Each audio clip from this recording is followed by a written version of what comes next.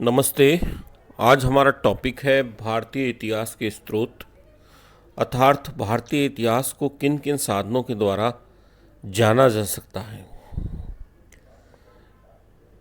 सबसे पहले हम देखें कि भारतीय इतिहास के स्रोतों के बारे में दो प्रकार की विचारधाराएं देखने को मिलती है। जैसे कि पहली विचारधारा के अनुसार भारतीय विद्वानों में ऐतिहासिक बुद्धि का सर्वथा अभाव था और उन्होंने इतिहास नहीं लिखा। इस विचारधारा में विसेंट स्मिथ प्रमुख विद्वान थे और विंटरनिस्ट का कथन है कि भारतीय पद्धति ने कभी भी इतिहास और पुराण व जनश्रुति में सुस्पष्ट विभेद स्थापित नहीं किया। अतः भारतवर्ष में इतिहास ग्रंथ रचना कभी भी महाकाव्य रचना की एक शाखा से अधिक नहीं हो सकी। तो ये विंटरनिस्ट महोदय का कथन है। अल्बेरू ने भी लिखा कि हिंदू घटनाओं के ऐतिहासिक क्रम की ओर ध्यान नहीं देते, घटनाओं के काल क्रमानुसार वर्णन में वे बड़ी असावधानी दिखाते हैं। जब उनसे सूचनाएं देने के लिए आग्रह किया जाता है तो वे उत्तर देने में असमर्थ होने के कारण कोई कहानियां सुनाना प्रारंभ कर देते हैं। इसी तरह भारतीय इतिहासकार रमेश चंद्र मजूमदार ने लिखा कि इतिहास लेखन के प्रति भारतीयों की विमुखता भारतीय संस्कृति का भारी दोष है। इसका कारण बताना सरल नहीं है। भारतीयों ने साहित्य के अनेक शाखाओं से संबंध स्थापित किया और उनमें से कई विषयों में विशिष्टता भी प्राप्त की, किंतु फिर भी उन्होंने कभी गंभीरता पूर्वक इतिहास लेखन की ओर ध्यान नहीं दिया।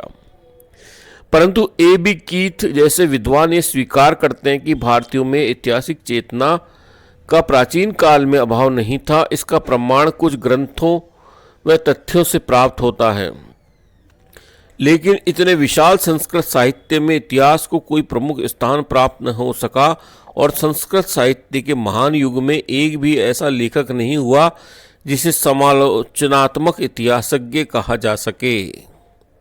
भाग्यवादी भारतीयों के इतिहास से विरक्त रहने का कारण यह विचार था कि सभी घटनाएं उनकी बुद्धि और दूरदर्शिता से परे है। उन्होंने चमत्कारिक घटनाओं को दिव्य कर्म, इंद्रजाल और मायाजाल स्वीकार किया। भारतीय बुद्धि व विशेष घटनाओं की अपेक्षा सामान्यता को अधिक महत्व प्रदान करती है। सुनी सुनाई बातों और वास्तविकता के अंतर को समझने की उन्होंने कभी चेष्टा नहीं की। परिणाम स्वरूप घटनाओं के क्रम की पूर्ण उपेक्षा कर दी गई और कालानुक्रम की ओर ध्यान नहीं दिया गया। तो हम देखते हैं कि विदेशी इतिहासकारों की दो प्रमुख आपत्तियां हैं।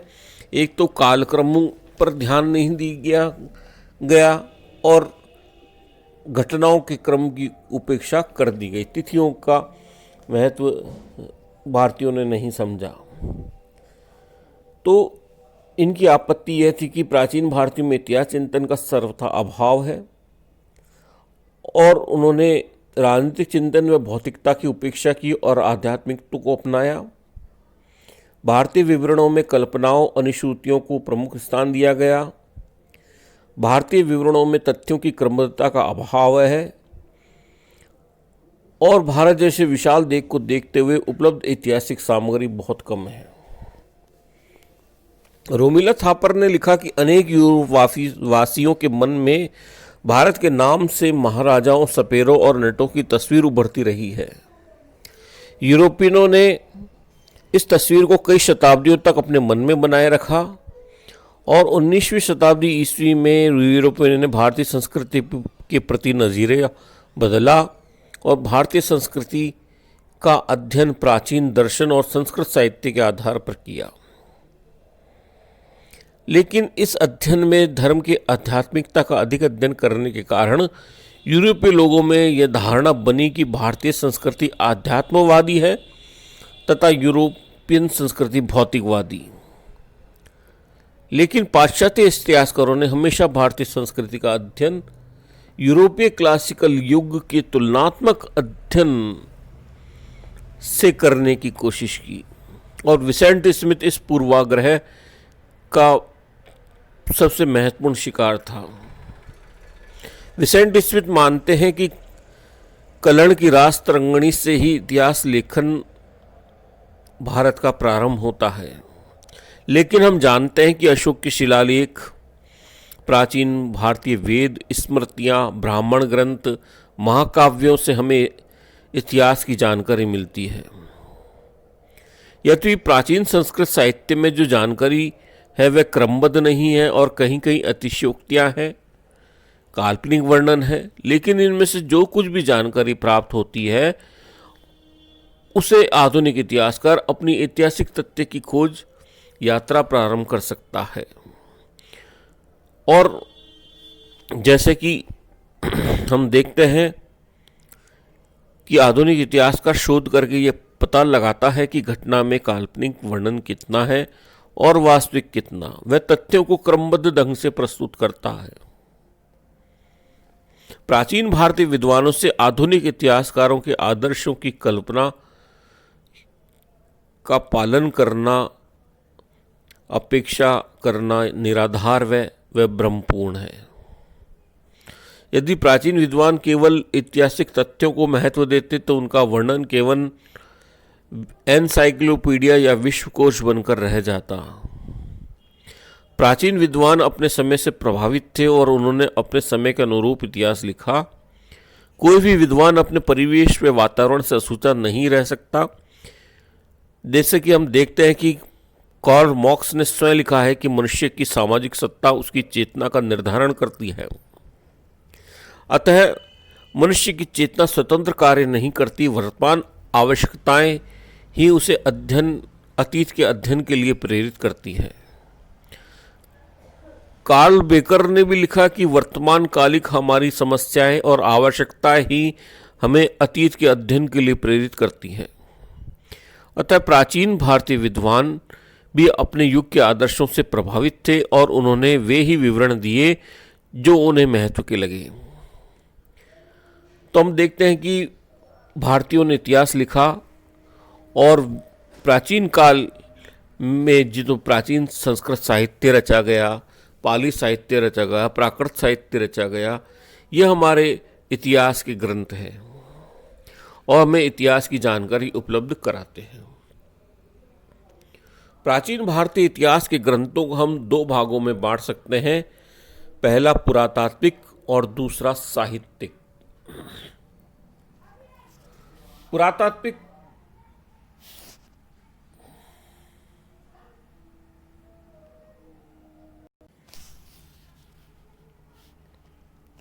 पुरातात्विक सामग्री को हम 3 या 4 भागों में विभाजित करते हैं, जैसे कि पुरालेख, दूसरा स्मारक, तीसरा सिक्के और चौथा अन्य मृदभांड, आभूषण या हड्डियाँ, अस्थियाँ।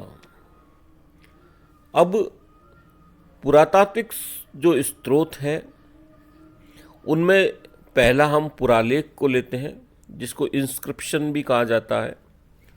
पुरालेख से तात्पर्य किसी प्राचीन घटना का किसी पुरातात्विक सामग्री में, जैसे शिला लेख पर, स्तंभ पर, गुफाओं पर उल्लेख होना पुरालेख कहलाता है।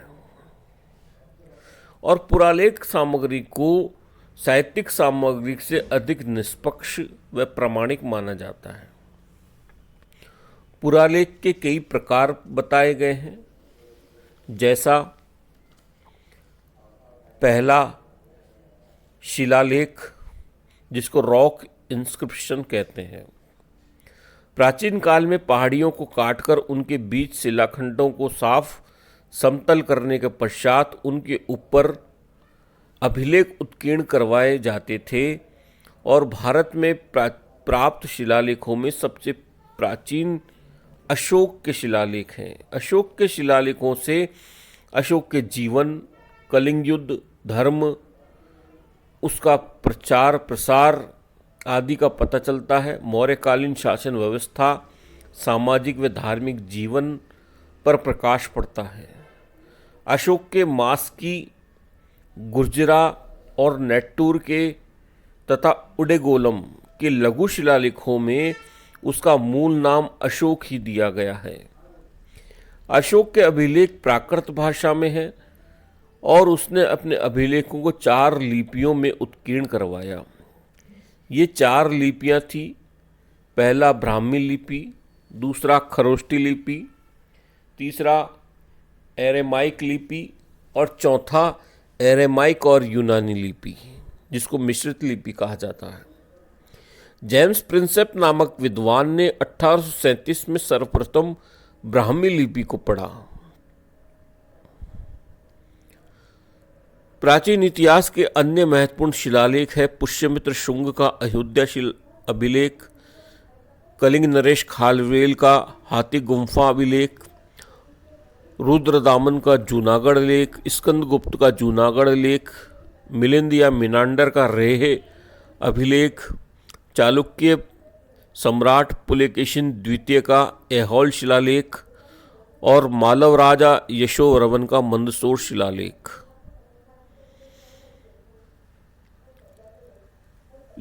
पुरालेखों का दूसरा वर्गीकरण हम देखते हैं कि स्तंभलेख। पुरालेख का दूसरा प्रकार स्तंभलेख है।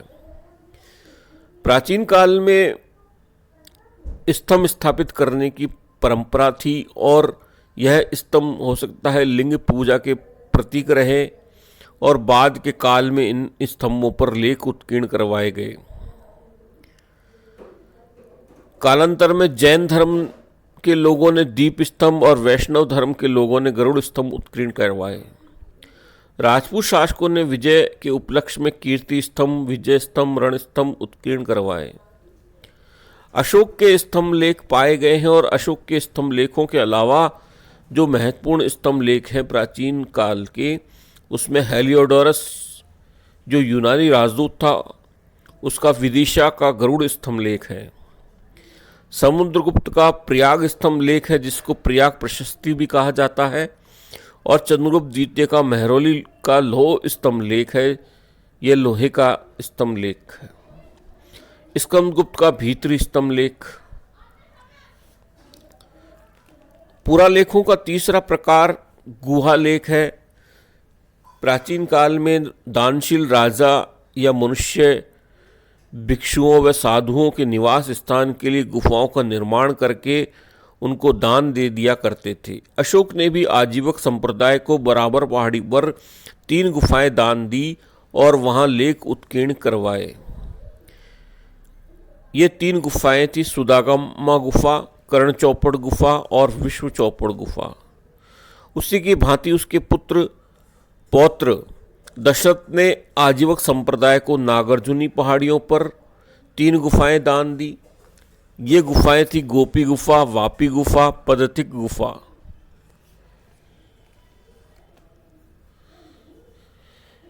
पुरालेखों का एक प्रकार मूर्ति लेख अर्थात मूर्तियों के नीचे जो पट्टिका होती है उस पर लेख लिखवाए गए, जैसे विदिशा से प्राप्त रामगुप्त का मूर्ति लेख जो जैन मूर्ति लेख है।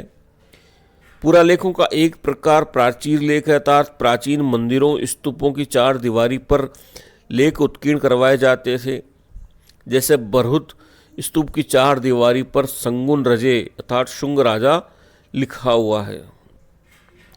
इसी तरह पुरालेखों का एक प्रकार पात्र अभिलेख है या किसी मिट्टी के पात्र पर ये और धातु पात्रों पर लेख उत्कीर्ण करवाए जाते थे। एक प्रकार ताम्रपत्र अभिलेख है कि प्राचीन काल में शासक जब किसी व्यक्ति को जमीन जायदाद आदि का दान करते थे, पारितोषिक देते थे, तो उसे ताम्रपत्र पे उत्कीर्ण कराकर उस व्यक्ति को दे देते थे और ये ताम्रपत्र उस व्यक्ति के अधिकार के प्रमाण माने जाते थे। तो इस प्रकार से ये पुरालेखों के कई प्रकार हमने बताए।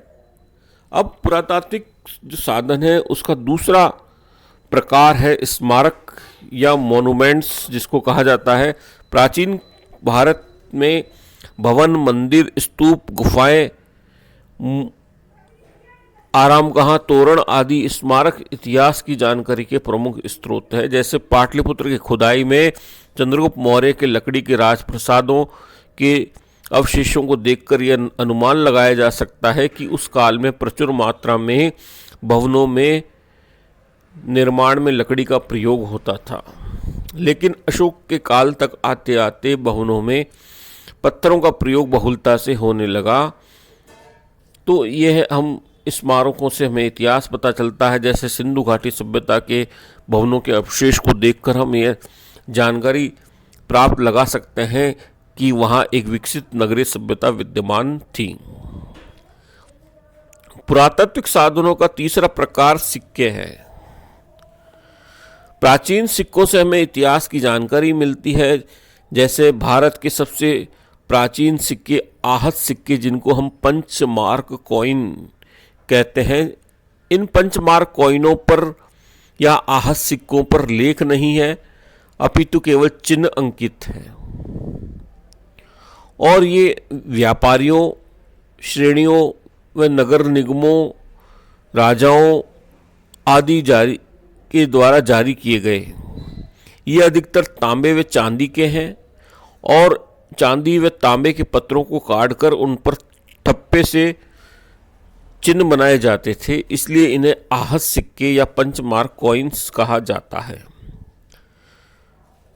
भारत पर बैक्ट्रिया के हिंद यूनानी शासकों ने जब उत्तर पश्चिमी भारत पर अधिकार किया तो उन्होंने भारत में अपने सिक्के चलाए जिन पर लेख लिखे होते थे। उन्हीं की भांति भारतीय शासक भी अपने सिक्कों पर लेख उत्कीर्ण करवाने लगे। सिक्कों से हमें राजाओं का वंशक्रम, उनके महान कार्यों, उनकी राजनीतिक विजयों, उनके धर्म, उनकी आर्थिक स्थिति, उनकी कला, उनका साहित्य आदि के बारे में जानकारी मिलती है। जैसे कि हम देखते हैं कि समुद्रगुप्त की मुद्राओं पर अश्व और यूप यानी स्तंभ का चित्र है और उसके पीछे लिखा है अश्वमेघ पराक्रम।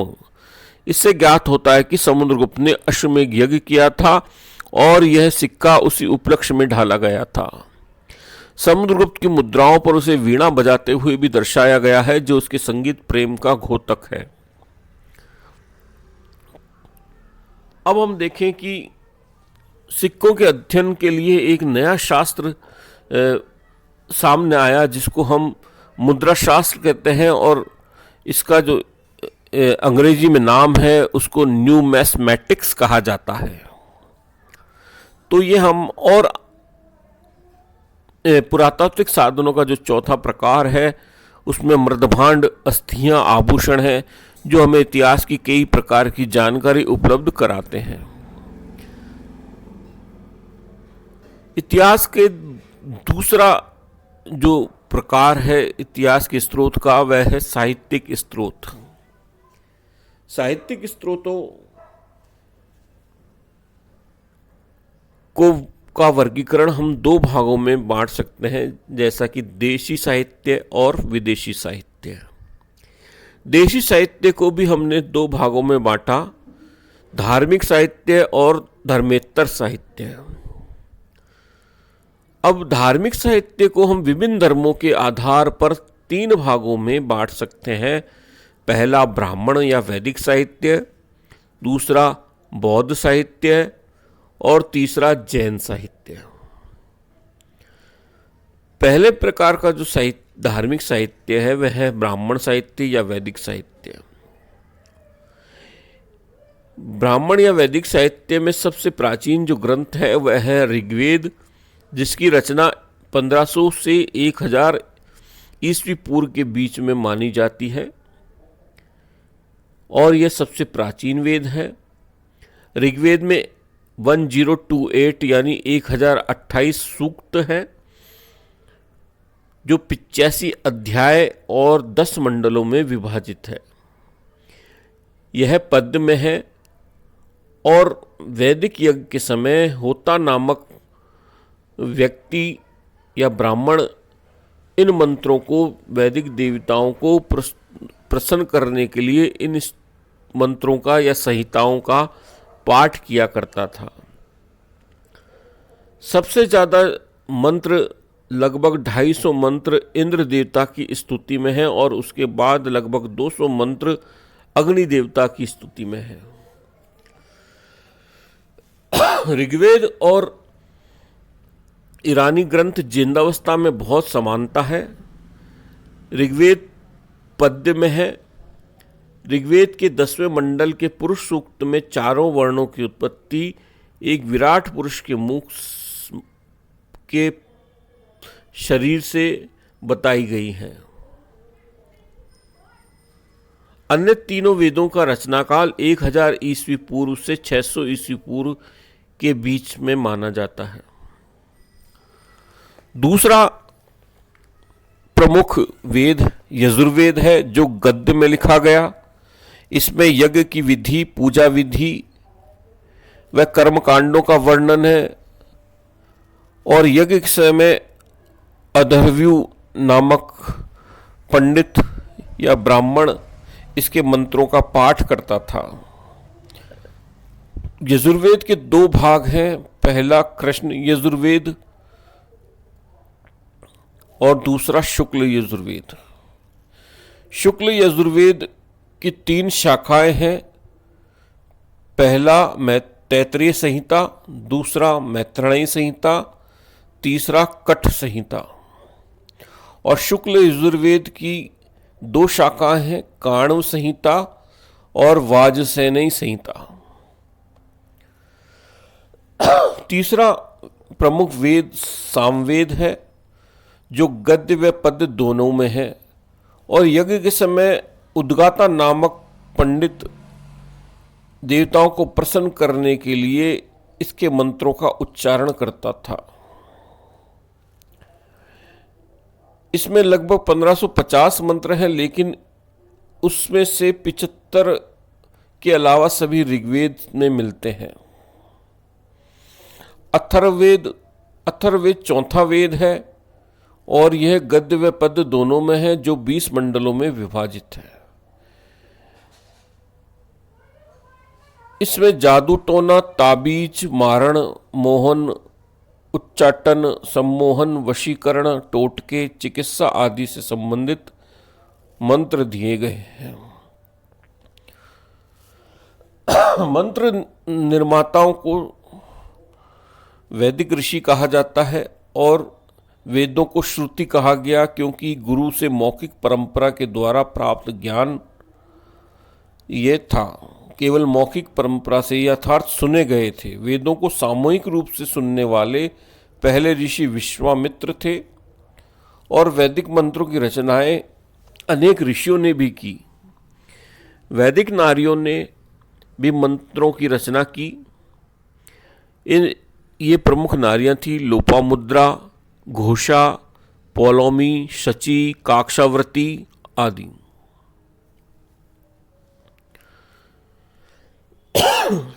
दूसरे प्रकार वेदों के अलावा दूसरा जो प्रकार है वैदिक साहित्य का, उनमें ब्राह्मण ग्रंथ आते हैं जो पद में है। इन्हें वेदों की टीका टिप्पणी कहा जाता है। इसमें यज्ञ व कर्मकांडों की विधि व व्याख्या है।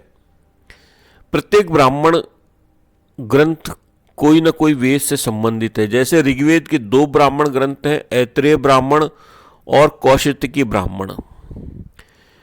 यजुर्वेद के 2 ब्राह्मण ग्रंथ हैं। पहला कृष्ण यजुर्वेद का तैत्तिरीय ब्राह्मण ग्रंथ और दूसरा शुक्ल यजुर्वेद का शतपथ ब्राह्मण। शतपथ ब्राह्मण सबसे बड़ा ब्राह्मण ग्रंथ है और रामायण महाभारत की कथाओं का मूल आधार यही ब्राह्मण ग्रंथ माना जाता है। सामवेद के 7 ब्राह्मण ग्रंथ हैं। पहला पंचविश, दूसरा षड्विश, तीसरा अद्भुत, चौथा मंत्र, 5वां छांदोग्य, छठा आर्षेय, 7वां जयमनी उपनिषद ब्राह्मण। और अथर्ववेद का केवल 1 ब्राह्मण ग्रंथ है, गोपत ब्राह्मण। चूंकि हम देखते हैं कि ब्राह्मण ग्रंथों में वैदिक कर्मकांडों का बहुत अधिक वर्णन है, इसके प्रतिक्रिया स्वरूप आरण्यकों और उपनिषदों का निर्माण हुआ। वैदिक साहित्य का तीसरा भाग आरण्यक कहलाता है। आरण्यकों का निर्माण या तो वनों में हुआ या फिर ये वनों में पढ़ाए जाने के लिए लिखे गए। इसके बाद उपनिषद आते हैं जिनकी संख्या 108 बताई जाती है। इनमें जीव, आत्मा, परमात्मा, ब्रह्म, कर्म, सृष्टि से संबंधित दार्शनिक व रहस्यवादी प्रश्नों पर चर्चा की गई है और धार्मिक कर्म कांडों, यज्ञ, बलि, पाखंड आदि की तीव्र आलोचना की गई है। उपनिषदों को वेदांत भी कहा जाता है क्योंकि यह वेदों का अंत माने जाते हैं। उपनिषद से तात्पर्य वह विद्या व ज्ञान जो गुरु के समीप या चरणों में बैठकर प्राप्त किया गया हो। इनकी संख्या 108 है, लेकिन इनमें से 12 या 13 उपनिषद ही प्रमुख माने गए हैं। ये हैं ईश, केन, कठ, प्रश्न, मुंडक, मांडुक्य, ऐतरेय, तैत्तिरेय, छांदोग्य, वृदणाक्य, कौशितकी, श्वेताश्वतर और मैत्रायणी। इनमें कौशितकी उपनिषद सबसे प्राचीन है।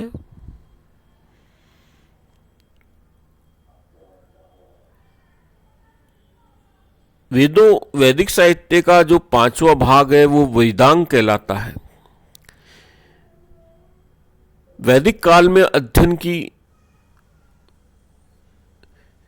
कुछ विशिष्ट शाखाओं का जन्म हुआ जो वेदांग कहलाई। ये 6 थी: शिक्षा, कल्प, निरुक्त,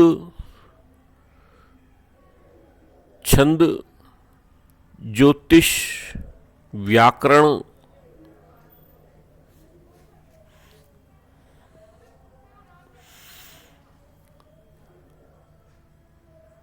षड दर्शन। ज्ञान प्राप्ति के लिए जो विचार व सिद्धांत प्राचीन ऋषि मुनियों ने व्यक्त किए वह दर्शन कहलाए। ये 6 दर्शन हैं। पहला न्याय दर्शन, इसके प्रणेता अक्षपाद गौतम थे।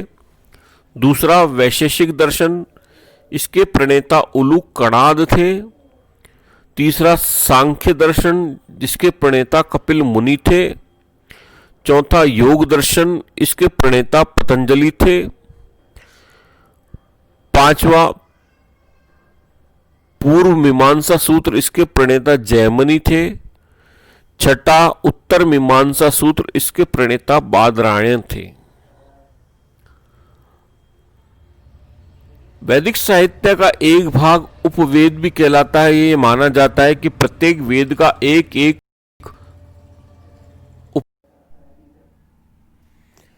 यह माना जाता है कि प्रत्येक उपवेद का एक एक वेद भी है। प्रत्येक वेद का एक एक उपवेद भी है। जैसे देखते हैं, ऋग्वेद का उपवेद अर्थवेद कहलाता है जिसमें धन संबंधी विचार है। यजुर्वेद का उपवेद धनुर्वेद है जिसमें युद्ध संबंधी विचार है, जिसके प्रणेता विश्वामित्र कहे गए। तीसरा सामवेद का जो उपवेद है वह गंधर्व वेद, जिसमें संगीत विद्या के बारे में पता चलता है। इसके प्रणेता नारद मुनि थे। और चौथा उपवेद आयुर्वेद है, जो अथर्ववेद का उपवेद है, जिसमें चिकित्सा जड़ी बूटियों से संबंधित वर्णन मिलता है। इसके प्रणेता प्रजापति ब्रह्मा माने गए हैं। एक उपवेद और माना जाता है शिल्प वेद, जिसमें भवन निर्माण कला का ज्ञान मिलता है। इसके प्रणेता विश्वकर्मा थे। वैदिक साहित्य का जो एक भाग महाकाव्य कहलाते हैं। ये 2 महाकाव्य हैं जिसके बारे में आप सभी जानते हैं। पहला वाल्मीकि कृत रामायण और दूसरा वेदव्यास कृत महाभारत। रामायण में मूलतः 6000 पद्य थे, लेकिन कुछ विद्वान इसे 5वीं सदी ईस्वी पूर्व में आरंभ होकर 12वीं शताब्दी ईस्वी तक 5 चरणों में इसकी रचना हुई बताते हैं, जिसमें प्रोफेसर रामशरण शर्मा भी हैं। रामायण में 2 विभिन्न सांस्कृतिक स्तरों पर रहने वाले 2 प्रमुख मानवीय वर्गों का वर्णन है, जिनको हम आर्य व अनार्य कह सकते हैं। महाभारत के बारे में प्रोफेसर कामेश्वर प्रसाद ने लिखा कि इसका अंतिम संकलन गुप्त काल में हुआ